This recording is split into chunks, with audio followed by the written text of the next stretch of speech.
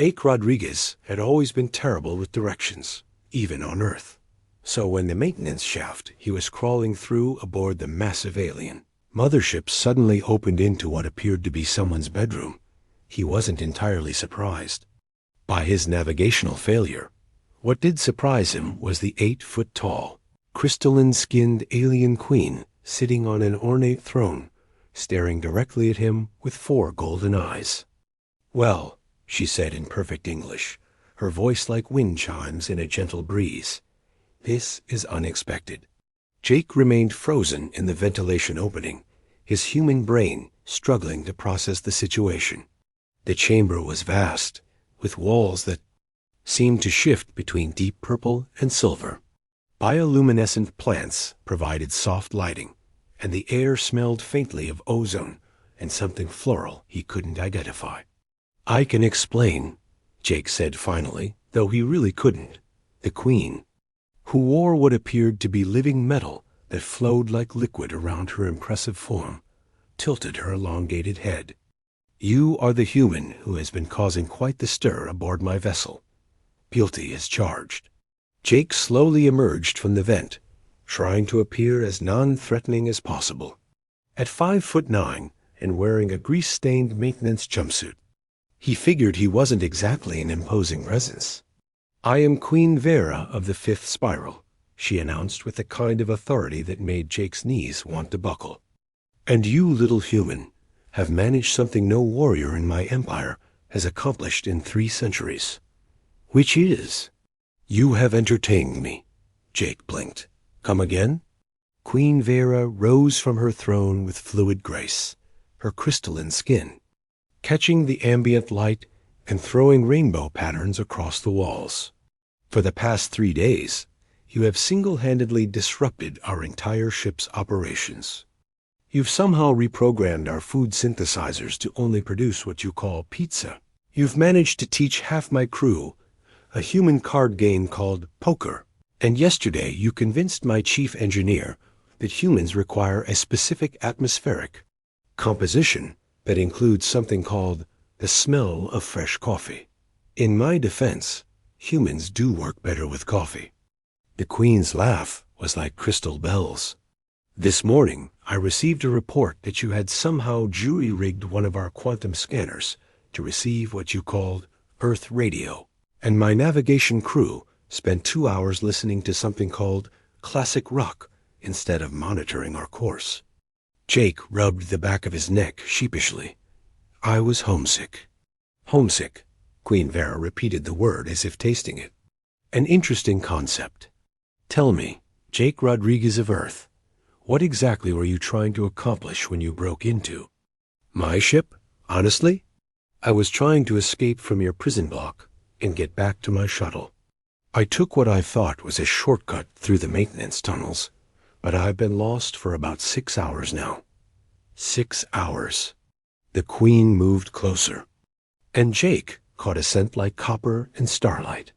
"You've been wandering my personal quarters for 6 hours, and instead of attempting to harm me or steal anything, you've been trying to find your way back to a prison cell?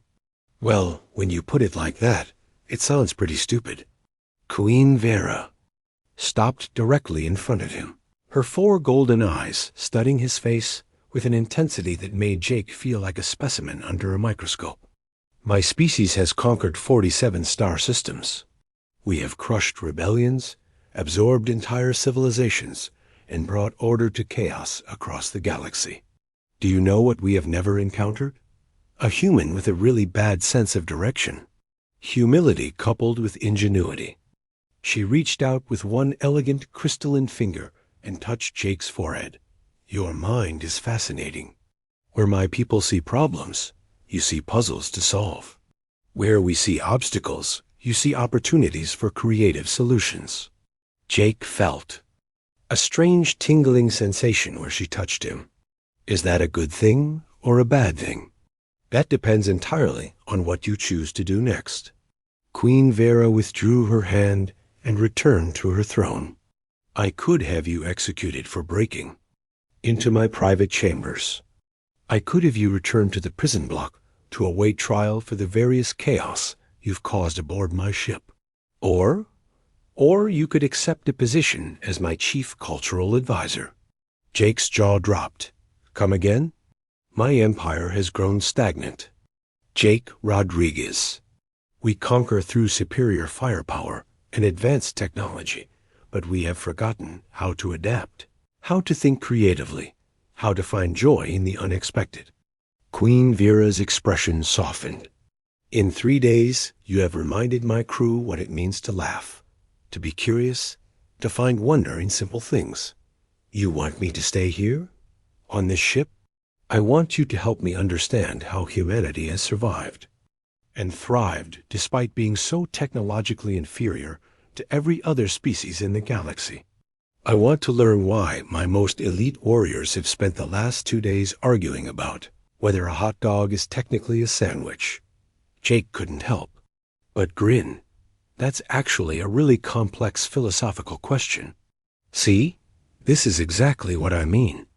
Queen Vera leaned forward, her golden eyes sparkling with something that might have been excitement. My people have forgotten how to question the simple things. You make us think differently. And if I say no, then I will personally escort you back to your shuttle and release you with enough fuel to reach the nearest human outpost. You have my word as queen. Jake looked around the magnificent chamber, then back at the alien queen who was offering him the chance of a lifetime. Can I still call home sometimes? You know, to let my mom know I'm okay? Queen Vera's laugh filled the chamber like music. I believe that can be arranged.